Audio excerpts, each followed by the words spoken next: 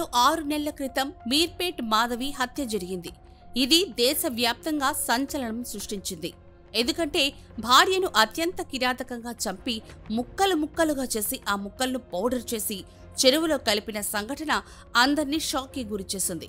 ఇప్పుడు అలాంటి దారుణ ఘటనే మేడిపల్లిలో చోటు చేసుకుంది. కులాంతర ప్రేమ వివాహం చేసుకున్న ఓ యువకుడు భార్యపై అనుమానంతో ఈ ఘాతకానికి పాల్పడ్డాడు. 5 నెలల గర్భిణి అని కూడా చూడకుండా భార్యను పక్కా పథకం ప్రకారం హతమార్చి ఆపై మృతదేహాన్ని హాక్సా బ్లేడ్తో ముక్కలు ముక్కలు చేసి పలు భాగాల్లో మూసీలో పడేశాడు. అనంతరం ఏమీ తెలియనట్లు భార్య కనిపించట్లేదు అంటూ పోలీస్ స్టేషన్లో ఫిర్యాదు చేసేందుకు ప్రయత్నించి పోలీసులకి అడ్డంగా బుక్కయ్యాడు. ఆ కేసుకు సంబంధించి పోలీసులు పలు విస్తుగొలిపే విషయాలు వెల్లడించారు.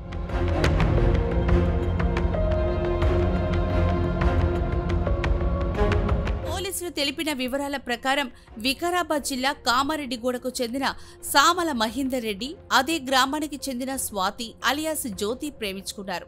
పెద్దలను ఎదిరించి గత ఏడాది జనవరిలో కూకట్పల్లిలోని ఆర్య సమాజ్లో కులాంతర వివాహం చేసుకున్నారు.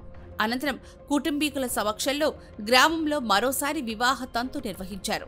పెళ్లయ్యాక బోడుప్పలకు వచ్చి శ్రీనివాస్ నగర్లో కాపురం పెట్టారు. మహేందర్ రెడ్డి బైక్ టాక్సీ డ్రైవర్గా పనిచేస్తుండగా జ్యోతి పంచాకుటలోని ఓ కాల్ సెంటర్లో పనిచేసేది. అయితే నెలపాటు సజావుగా సాగిన వారి కాపురంలో కుటుంబ కలహాలు మొదలయ్యాయి. భార్యపై అనుమానం పెంచుకున్న మహేందర్ రెడ్డి పదే పదే సూటిపోటి మాటలతో వేధించడంతో స్వాతి ఉద్యోగం మానేసేది. అయినప్పటికీ వేధింపులు ఆపకపోవడంతో గత ఏడాది ఏప్రిల్ 22న భర్తపై వికారాబాద్ మహిళా పోలీస్ స్టేషన్లో ఫిర్యాదు చేసింది. ఈ మేరకు కేసు నమోదు చేసుకున్న పోలీసులు ఇరువురికి కౌన్సిలింగ్ ఇచ్చారు.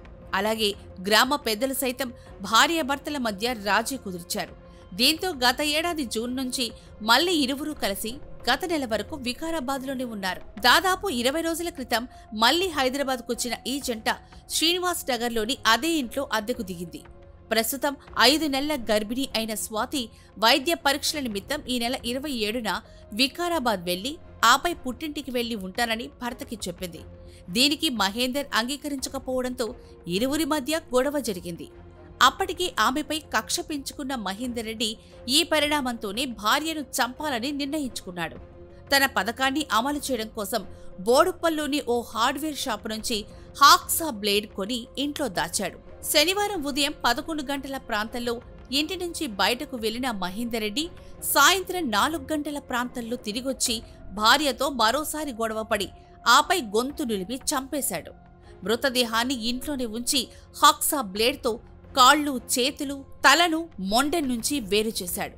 మొండాన్ని ప్లాస్టిక్ కవర్లో పెట్టి గదిలోనే దాచి మిగిలిన శరీర భాగాలను మరో కవర్తో పాటు బ్యాక్ ప్యాక్లో పెట్టుకున్నాడు. అలా రాత్రి 7 గంటల ప్రాంతంలో ద్విచక్ర వాహనంపై బయలుదేరి ప్రతాప్ సింగారం ప్రాంతంలోని మూసీ వంతెనపై నుంచి వాటిని నదిలో పడేసి ఇంటికి తిరిగొచ్చాడు. ఆపై తన సోదరికి ఫోన్ చేసి భార్య కనిపించట్లేదు అని ఉప్పల్ పోలీస్ స్టేషన్కు వెళ్లి ఫిర్యాదు చేస్తానని చెప్పాడు.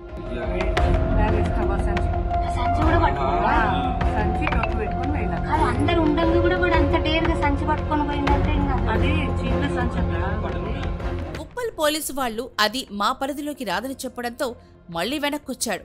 అదే సమయానికి అతడి సోదరి సమీప బంధువుకు సమాచారం ఇచ్చింది. అప్పటికే కుటుంబ కలహాలు రాజులు పడ్డంతో ఆందోళన చెందిన ఆయన మహేందర్ రెడ్డి ఇంటి వద్దకు చేరుకున్నాడు. అయితే అతన్ని లోపలకు రానివని మహేందర్ రెడ్డి మేడిపల్లి ఠాణాకు వెళ్లి మిస్సింగ్ కంప్లైంట్ ఇద్దామంటూ అతడిని తీసుకెళ్లాడు. వారి నుంచి ఫిర్యాదు స్వీకరించే క్రమంలో మేడిపల్లి పోలీసులు మహేందర్ రెడ్డి, జ్యోతి పూర్వాపరాలు అడిగారు. అవి తెలియడంతో పోలీసులు అతనిపై అనుమానం వచ్చి ఆదివారం తెల్లవారుజామున 3:30 గంటల ప్రాంతంలో శ్రీనివాస్ నగర్లోని ఇంటికి తీసుకొచ్చారు. తాళం తీయించి లోపలికి వెళ్లగా గదిలోని కవర్లో ఉన్న మొండెం కనిపించడంతో కంగు తిన్నారు. దీంతో అతన్ని అదుపులోకి తీసుకుని పోలీస్ స్టేషన్కు తీసుకెళ్లి విచారణ ప్రారంభించారు. అంతకుముందు పరిచయం అన్నా తెలియదు. ఆ పెళ్ళైనప్పటి నుంచే పరిచయం, నాకు అంతకుముందే తెలియదు. పెళ్ళైనాక వాళ్ళు ఇంటి దగ్గర లేరు, ఇక్కడ హైదరాబాద్లో ఉన్నారు. వాళ్ళు ఇక్కడ కొట్లాడని తెలియదు, వాళ్ళు ఏం చేసుకుని తెలియదు, మాకు తెలియదు. 2-3 సార్లు గొడవ చేసి ఇంటికి వచ్చింది. మళ్ళీ సమాధానం చెప్పి పంపించినాము. మంచుకున్నామంటే మంచుకున్నాం అంటుండే. మా టార్చర్ పెట్టిండు, బాగా టార్చర్ పెట్టిండు. మనకి ఇష్టం లేకుండా ఇట్లా చేసినాడు.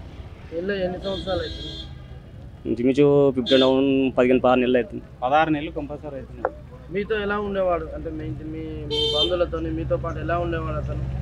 మ్యారేజ్ చేయకముందు బాగానే ఉండేది, పెళ్లి చేసుకోకముందు బాగానే ఉండేది. అదొకటి పెళ్ళి అయినా కానీ కొట్లాడినా కదా, నాతో మాట్లాడలేడు. ఇక వాళ్ళ అమ్మ మాట్లాడలేరు, వాడు మాట్లాడలేడు. అంతకు మేము దూరం ఉన్నాం. ఇప్పుడు ఆయన ఇంత చేసింది కదా, మీరు డిపార్ట్మెంట్ నేను కోరుకుంటున్నారు. డిపార్ట్మెంట్ వాడిని వదిలిపెట్టొద్దు, వాడిని ఉరి శిక్ష చేసిన వాడిని తప్పు లేదు. వాని ఫ్యామిలీ మొత్తం అదే ఉంది. ఫ్యామిలీ మొత్తం బాగా నరకం చూపెట్టాలి, వాడిని ఘోరంగా పసి చేయాలి, వాడిని జరగాలి. అంటే మీ బిడ్డ ఎప్పుడైనా ఇట్లా నన్ను డాడీ కొడుతుండు అని చెప్పి మస్తు చెప్పేది, చెప్పినట్లా కూడా నువ్వు దా వచ్చేయంటే రానన్నది. మంచిగా ఉంటా అన్నది. ఏం మంచిగా ఉంటుంది, ఇట్లా చేసిండు వాడు. పోలీసు వాళ్ళ నుంచి మీరు ఏం కోరుకుంటారు ఫైనల్గా? పోలీసులతో మాకు న్యాయం కావాలి, వానికి శిక్ష పడాలి. వాళ్ళు మొత్తం కఠిన కాలం శిక్ష పడ్డట్టు చేయాలి. వాడిని ఏం కాదు, అట్లా పడితేనే వానికి మంచిగా అవుతుంది. బయటికి రావద్దు వాడు, అట్లయితే మంచిగా ఉంటుంది. ఈ నేపథ్యంలోనే హత్య అనంతరం శరీర భాగాలను మూసీలో పడేసినట్లు నిందితుడు చెప్పడంతో అతన్ని మూసీ వద్దకు తీసుకెళ్లి అవశేషాల కోసం గాలించారు. ఇటీవల భారీ వర్షాల ప్రభావంతో మూసీ ఉధృతంగా ప్రవహిస్తూ ఉండడంతో పోలీసులకు అక్కడ ఎలాంటి ఆనవాళ్లు లభించలేదు. మహేందర్ రెడ్డిని అరెస్ట్ చేసిన పోలీసులు మొండాన్ని పోస్టుమార్టం నిమిత్తం గాంధీ ఆసుపత్రి మార్చురీకి తరలించారు. దీని నుంచి DNA నమూనాలు సేకరించి స్వాతి తల్లితో పోల్చి చూడాలని నిర్ణయించారు. మొత్తంగా నిందితుడు మహేందర్ రెడ్డి దొరికిన హత్య చేసిన తీరు అందరినీ విస్మయానికి గురిచేస్తోంది. కలిసి ఉండలేం అనుకున్నప్పుడు విడిపోతే బాగుంటుంది, కానీ ఇలా అత్యంత పాశవికంగా చంపడం ఏమిటి అని అంతా ప్రశ్నిస్తున్నారు. ఏదేవైనా ఇటీవల సమాజంలో ఇలాంటి హత్యలు సర్వసాధారణమైపోయాయి. క్షణికావేశంలో చిన్న గొడవలకే హత్యలు చేయడం పరిపాటైపోతోంది. మరి ఇవి ఇంకా ఎక్కడి వరకు వెళ్తాయో అర్థం కావడం లేదు.